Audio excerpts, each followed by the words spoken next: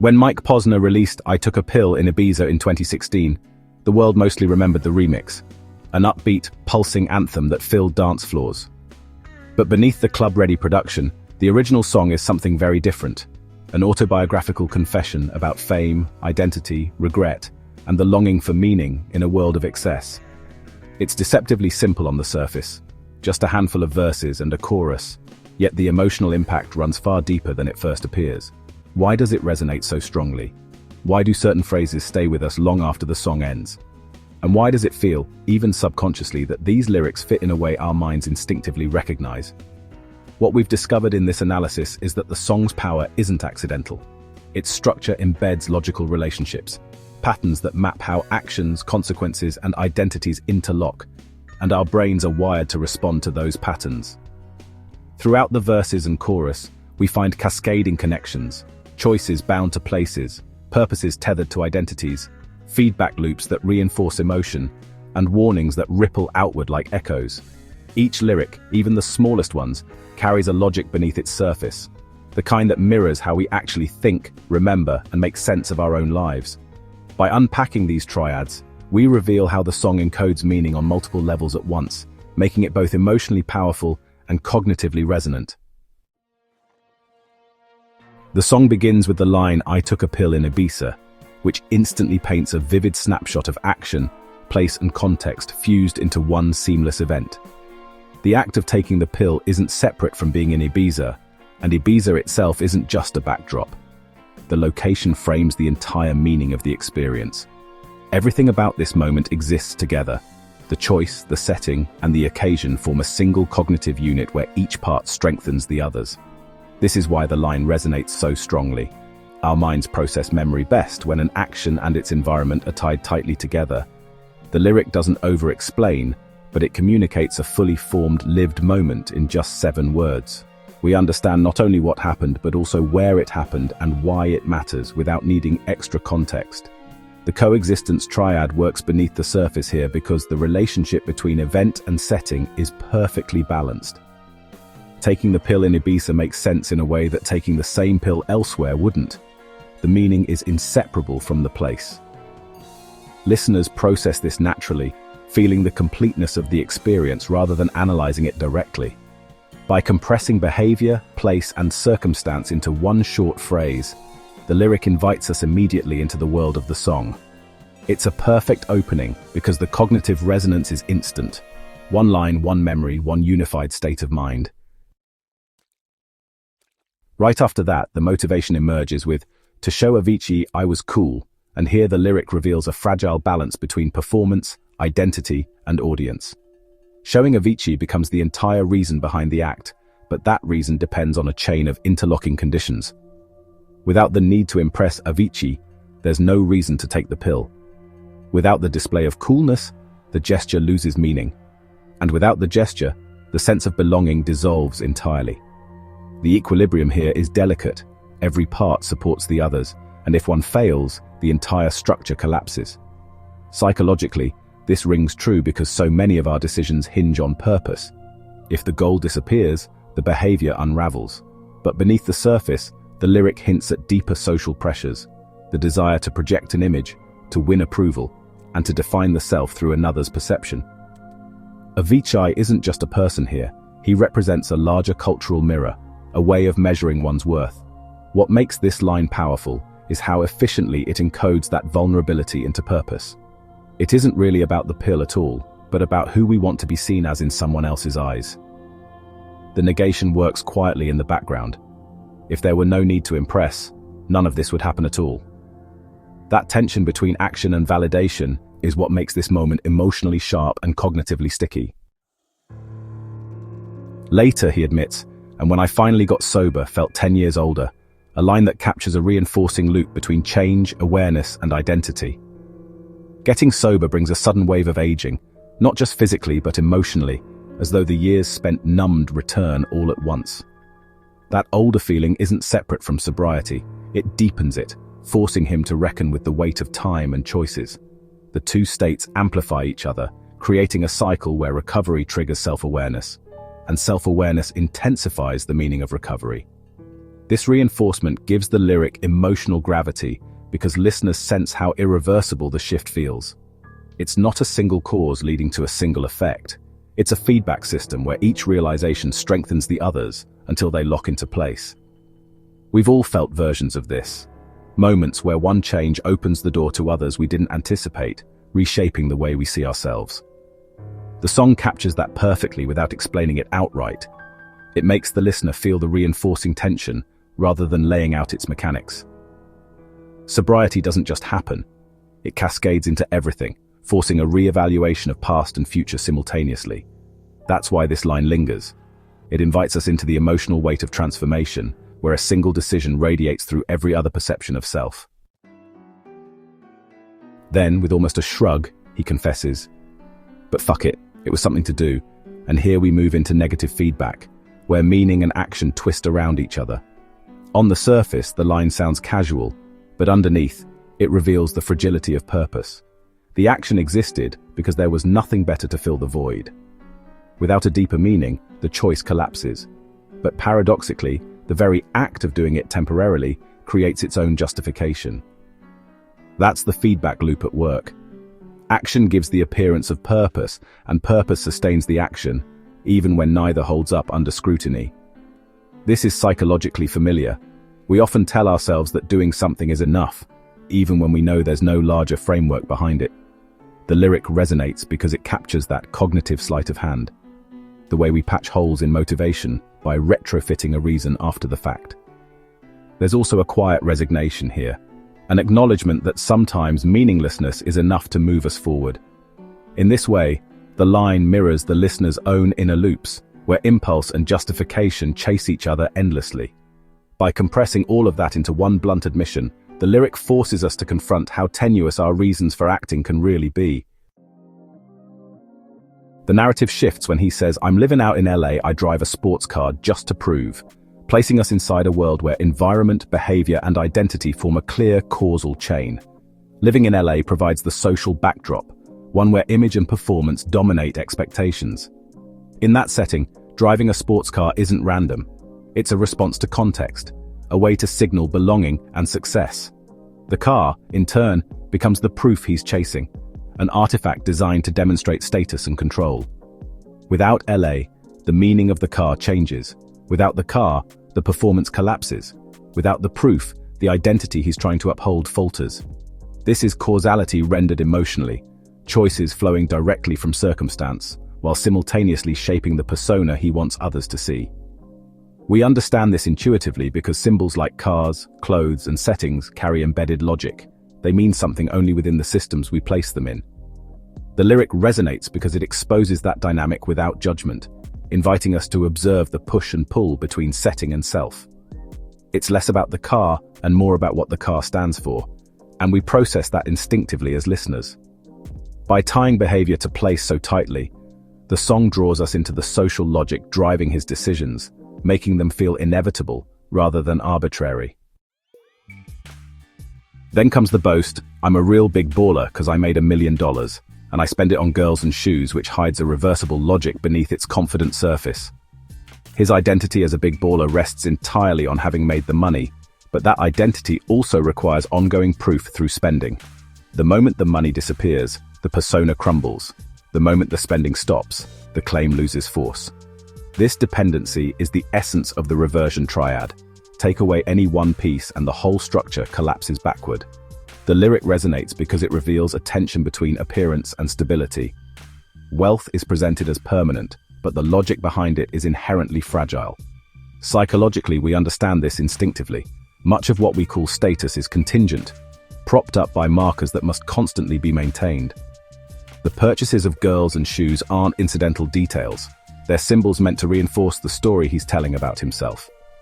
Beneath the swagger, there's a quiet awareness that this foundation could vanish, and that awareness subtly shades the energy of the line.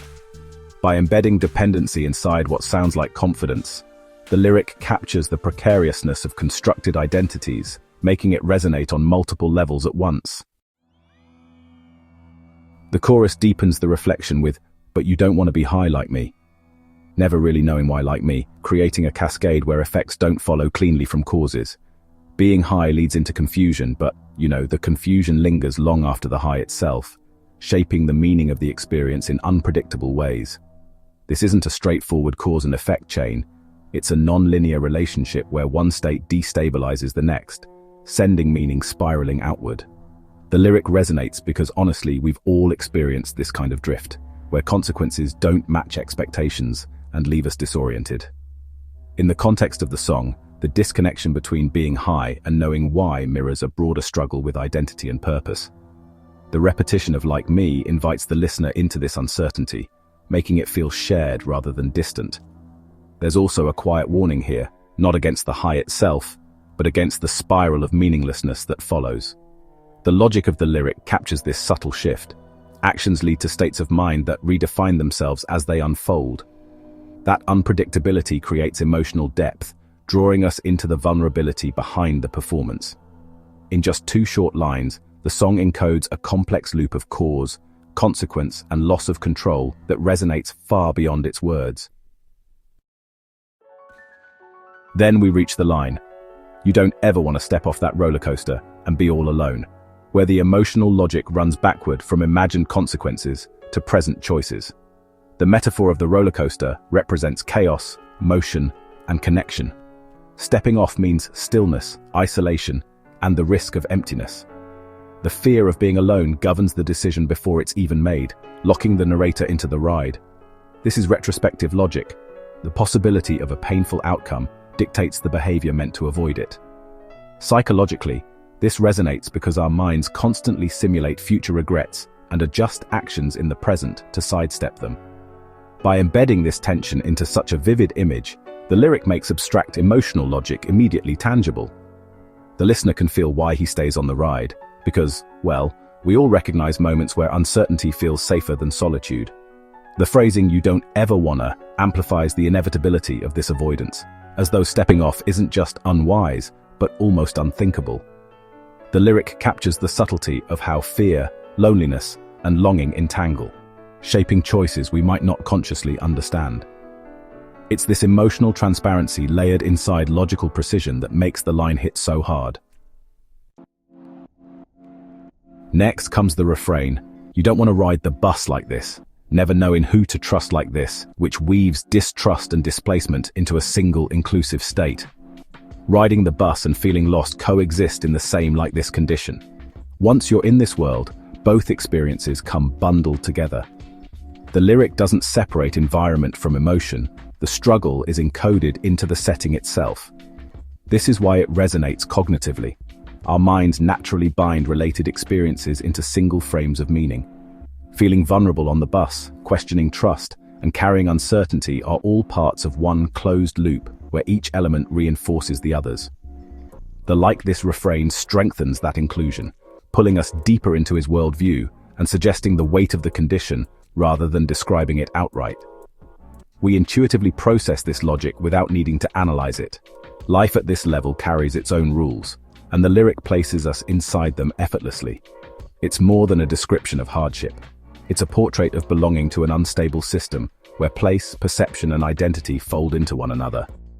By collapsing these strands together, the lyric achieves a resonance where the personal and collective blur, making the listener feel the gravity of that world from the inside. Finally, there's the doubled warning, "You don't want to be stuck up on that stage singing," which uses exclusion to carve boundaries between those inside and outside this condition. Being trapped on stage is linked to the same unstable like this reality from earlier. It only happens when you're caught in that cycle of exposure and distrust. But if you step outside that world, the entrapment disappears, remove the conditions, and the problem resolves itself entirely. This negation creates emotional clarity, mapping a kind of escape route for the listener. Don't live this life, and you won't live this trap. Yet, ironically, the repetition underscores that avoiding it isn't as simple as it sounds. The world he describes has gravity, and walking away from its cycles isn't effortless. Cognitively, we resonate with this because exclusion implies both warning and distance. We're drawn close enough to feel the weight of the risk, but reassured by its avoidability. The lyric lives in that tension, holding danger and separation in balance, making the advice sound urgent but also deeply personal. It's as if he's saying, I'm inside this, you don't want to be. That duality gives the line its strength and memorability. The chorus closes with "All I know are sad songs, sad songs. Darling, all I know are sad songs, which collapses identity, memory and meaning into one unified structure. Knowing and sadness aren't separate here. The knowledge itself is sadness, and sadness defines everything he knows. This conjoined state creates a self-reinforcing cycle where the content of his awareness and the shape of his identity merge completely. The repetition doubles the effect, hammering in the inevitability of the condition. No matter where he turns, the same songs, the same emotions, the same memories reappear. Cognitively, this resonates because it mirrors the way self-perception fuses with lived experience. Over time, we become the stories we carry. By equating knowledge with sorrow, the lyric encodes the collapse of possibility into one unchanging reality. We process this not just as sadness, but as totalizing sadness, the kind that rewrites who you are rather than simply what you feel. This is why the refrain lingers in memory. It isn't descriptive, it's defining, locking emotion into identity with precision and weight. And then there's the quiet confession, "I'm just a singer," who already blew his shot, where opportunity, identity, and regret tighten into a bottleneck. Being a singer, having a shot, and believing in the possibility of success all depend on each other. Remove one, and the entire structure caves in. Without the shot, the singer identity loses meaning. Without the singer, the regret evaporates. Without the regret, the song itself wouldn't exist. This dependency makes the lyric emotionally sharp because it mirrors a universal fear, that a single moment can define or erase everything we've built. Cognitively, we process this as fragility, a recognition that our personal frameworks are often held together by fewer threads than we'd like to admit. But the lyric doesn't wallow. It compresses this collapse into something quiet, understated, and devastatingly human. We hear not just failure, but the dismantling of a self-concept, delivered in two unadorned lines. That's why this moment resonates so deeply. It invites listeners to project their own missed chances into the space, making the bottleneck his story and ours at the same time. Later we hear him explain, "I get along with old-timers because my name's a reminder of a pop song people forgot." And this lyric introduces a harmonic structure where memory, identity, and belonging weave seamlessly together. He connects with older listeners because his name itself carries history. It recalls a song they once knew, a moment they once shared. That reminder isn't passive. It's the bridge that links who he is now with who they were then, creating a natural resonance between generations. The harmonic triad works here because any two of these elements imply the third. His name and the forgotten song explain the bond and the song explain his name's meaning, and the bond and his name evoke the song's memory. Cognitively, this lands because our minds process associations holistically. We sense relationships between people, symbols, and histories without needing explicit explanation.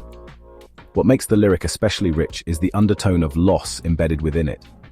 The song being forgotten gives his name new meaning, but also adds weight to the connection with those who remember.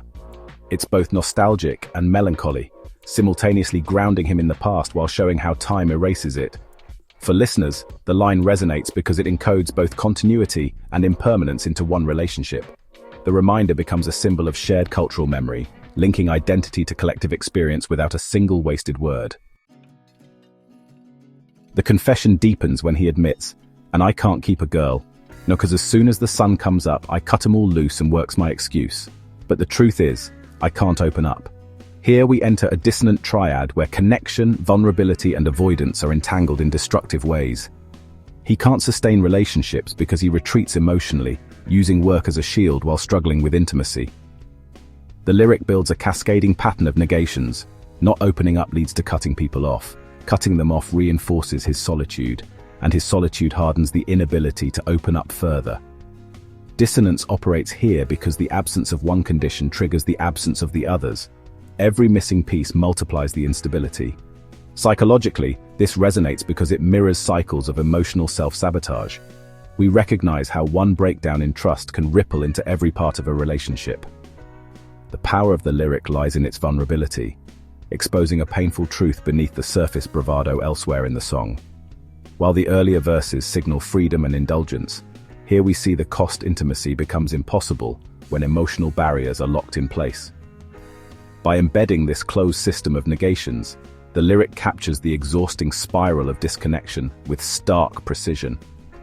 For listeners, it lands because it's relatable. We've all felt the tension between longing and avoidance, and the song translates that contradiction into sound. Later, the mood shifts as he reflects. I took a plane to my hometown. I brought my pride and my guitar, and the logic turns convergent, pulling multiple strands of meaning together.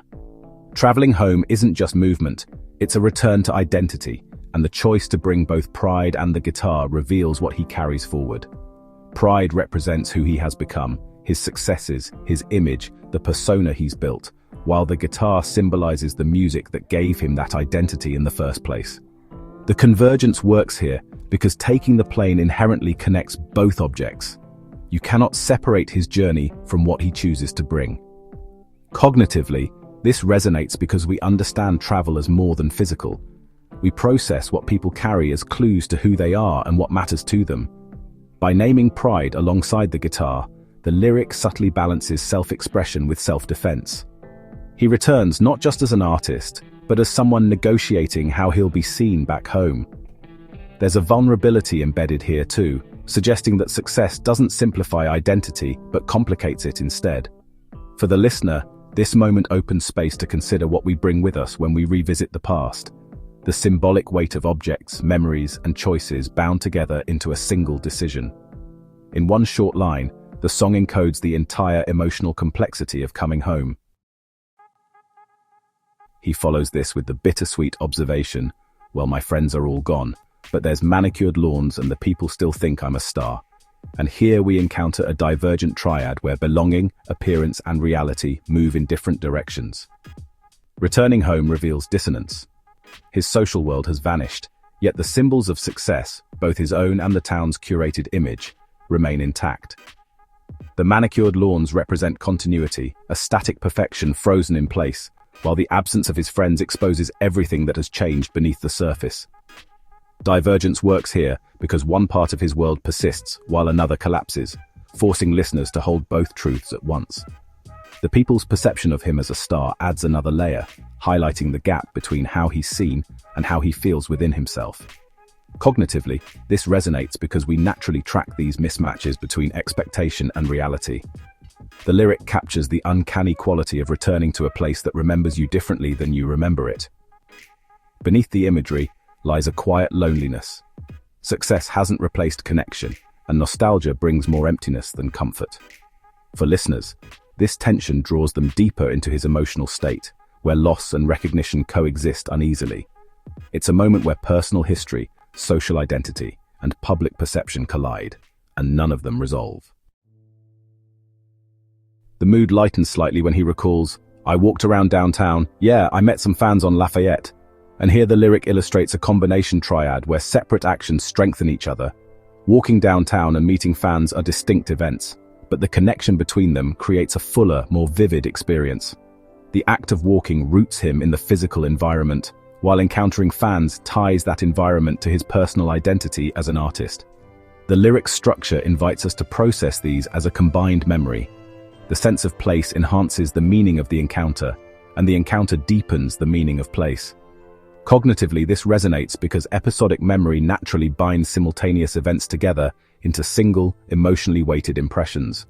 By specifying Lafayette, the lyric grounds the memory with detail, making it personal rather than abstract.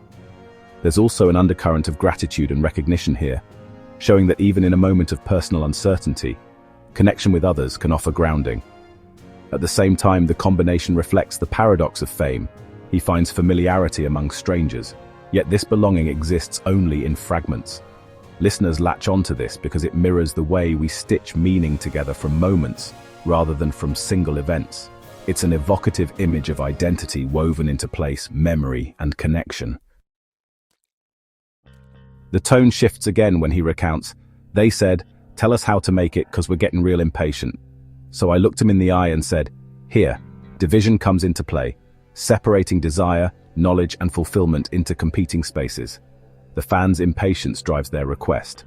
They want access to the formula for success, believing there's a single answer to unlock it. But the lyric sets up a tension between expectation and reality. Wanting the knowledge doesn't mean it can be given, and asking doesn't mean the answer exists at all. Division operates here because the interaction exposes gaps between what he knows and what he can explain, between his story and theirs, between dreaming and doing. Cognitively, this resonates because we've all felt the frustration of living inside those divides, especially when success seems opaque or unattainable. By leaving the response hanging, and I said, the lyric amplifies the separation rather than resolving it, letting the absence of an answer speak louder than any advice could. It highlights the mythologies we build around fame and how they rarely match reality. For listeners, the weight of this moment isn't in what he says, but in what remains unsaid. The quiet acknowledgement that some distances can't be closed.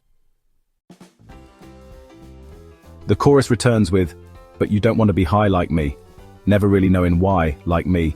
And now the association triad binds states of mind, identity, and warning together. Being high and not knowing why become inseparable. The lyric encodes them as part of the same lived condition. By repeating like me, he positions himself as both a cautionary tale and a mirror, drawing the listener into his perspective, while urging them to avoid his path. Association works here because the connection between experiences gives them weight. To enter one state is to inherit the other automatically.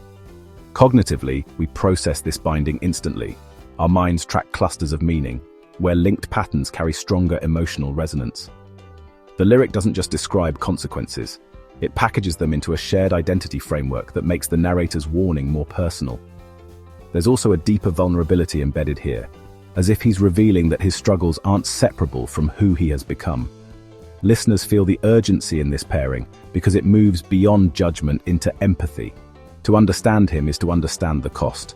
By stitching together his personal condition and the listener's imagined choices, the song draws us into an intimate exchange where the stakes feel real. He extends this warning further with, "You don't ever want to step off that roller coaster and be all alone. You don't want to ride the bus like this, never knowing who to trust like this." Disassociation dominates this sequence, where withdrawal, displacement, and distrust become tangled across multiple scenarios. If you avoid one, stepping off the ride, you're forced into another, facing loneliness. If you escape the bus, you're still left carrying mistrust. The lyric connects these settings and emotions but keeps them unstable, showing how each attempt to avoid one risk pushes you closer to another. Disassociation works here because the negations aren't cleanly resolved.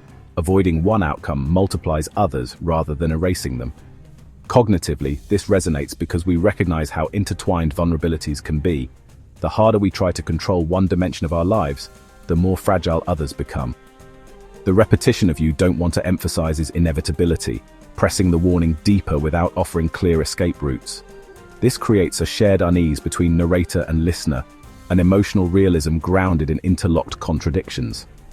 What makes the lyric powerful is its refusal to simplify the system it describes. The lack of resolution feels truer than reassurance ever could.